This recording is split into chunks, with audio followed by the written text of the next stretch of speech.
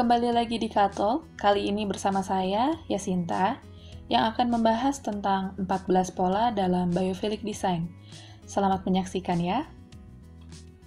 Oke, sebelum memulai, saya ingin bertanya, apa yang terlintas di benak kita ketika mendengar kata liburan atau holiday? Pemandangan pantai kah? Gunung? Hutan? Atau bahkan suasana camping saat mengelilingi api unggun? Ya, yang tentu saja jawabannya berkaitan dengan bahasan kali ini. Biophilic design berasal dari kata biophilia. Biophilia adalah koneksi biologis bawaan manusia dengan alam. Hal ini menjelaskan mengapa deburan ombak dan api yang berderak terasa memikat, mengapa pemandangan alam bisa menambah kreativitas, dan mengapa berjalan-jalan di taman bisa memberikan efek healing. Nah, biophilic design itu sendiri merupakan pengembangan dari green design yang memperhatikan ekologi dengan kehidupan alam, bukan hanya menciptakan bangunan yang ramah lingkungan dan juga hemat energi, tetapi bertujuan untuk menciptakan bangunan yang bisa bermanfaat bagi kesehatan manusia. Biophilic design memperhatikan beberapa hal. Salah satunya adalah nature design relationship, yang terbagi menjadi 3, yaitu nature in the space, natural analogs, dan nature of the space. Dari setiap bagian itu, terbagi lagi menjadi beberapa bagian. Salah satunya yang akan kita bahas kali ini adalah bagian visual connection with nature. Nah, pola visual connection with nature atau koneksi visual dengan alam berkembang dari penelitian tentang visual dan respon terhadap pemandangan alam, yang hasilnya menunjukkan bahwa dengan adanya pemandangan alam dapat mengurangi stres, membuat emosi lebih positif, dan menambah daya konsentrasi.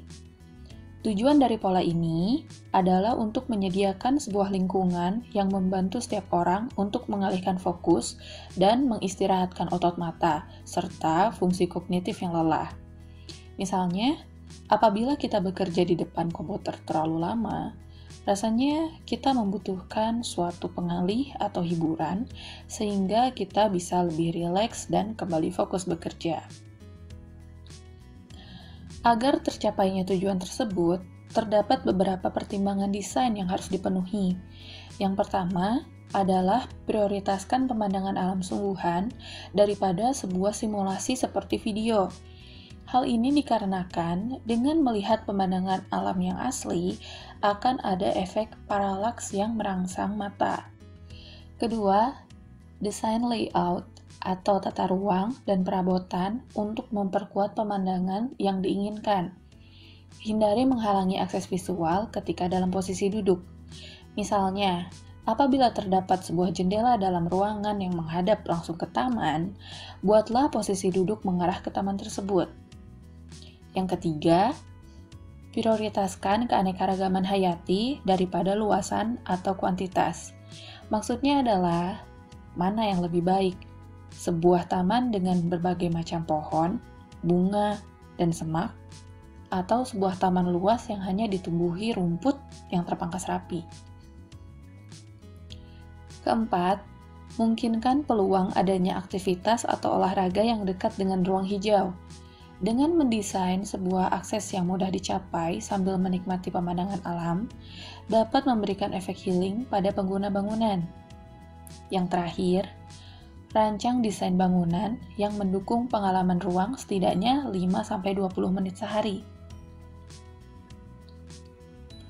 Salah satu bangunan yang menerapkan pola koneksi visual dengan alam adalah Second Home Hollywood Office, yang didesain oleh Sal Gascano Architect di Los Angeles, Amerika.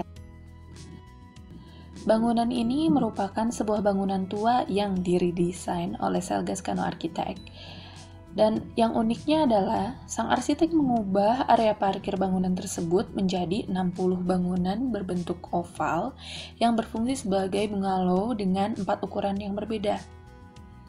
Setiap unit bangunan diletakkan dengan jarak tertentu, dan di setiap celah jarak tersebut diisi dengan berbagai macam vegetasi. Bangunan ini juga menerapkan konsep ruangan yang seolah tak memiliki batas dengan area luar, yaitu dengan cara menggunakan material kaca pada seluruh bidang dinding. Dengan begitu, setiap orang di dalam ruangan dapat dengan mudah mengakses view dari segala arah di dalam bangunan. Dengan bentuk bangunan yang lonjong, membuat penataan furnitur lebih mudah. Setiap meja dibuat mengelilingi dinding sehingga pengguna dapat melihat ke arah bukaan dengan mudah. Dengan desain demikian, menjadikan bangunan ini sangat sustainable.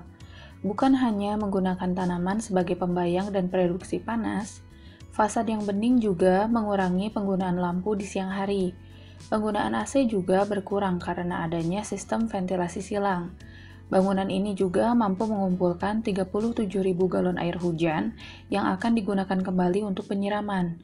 Second Home Hollywood telah berhasil mengembalikan area yang semula built environment menjadi natural environment.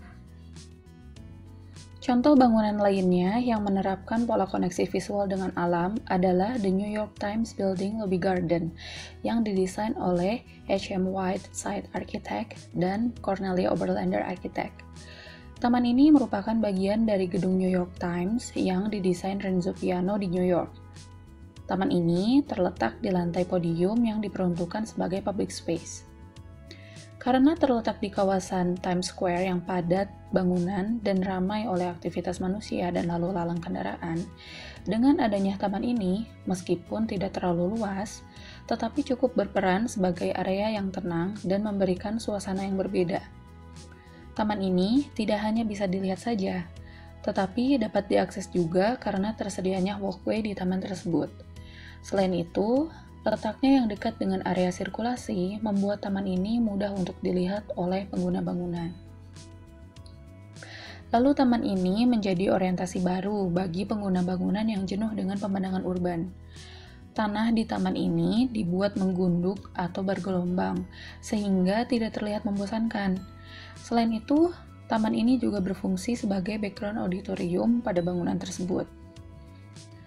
Bisa dilihat pada gambar berikut, taman ini berada di tengah bangunan high-rise, sehingga memerlukan beberapa pertimbangan dalam mendesain landscape taman agar lebih optimal. Salah satunya adalah dengan cara pengukuran iklim mikro yang diukur melalui simulasi pemodelan 3D dari tingkat radiasi matahari musiman, kecepatan angin, dan variasi suhu untuk mengidentifikasi keterbatasan tanaman yang dibudidayakan dan menginformasikan desain yang dikalibrasi dengan cermat. Dengan adanya studi simulasi mikroklimatik yang akurat, mampu memperkirakan kondisi pertumbuhan tanaman dan jalur paparan sinar matahari yang menginformasikan lokasi yang tepat untuk pohon dan pilihan untuk penanaman tumbuhan bagian bawah yang toleran terhadap naungan atau bayangan. Berikut adalah lapisan tanam pada taman tersebut.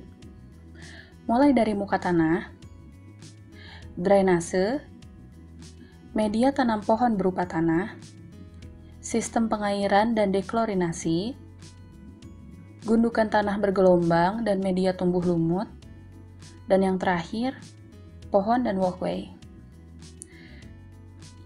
Sekian dulu untuk pembahasan tentang 14 pola biophilic design. Untuk sisa-sisa pola lainnya akan dibahas di katalog berikutnya. Terima kasih.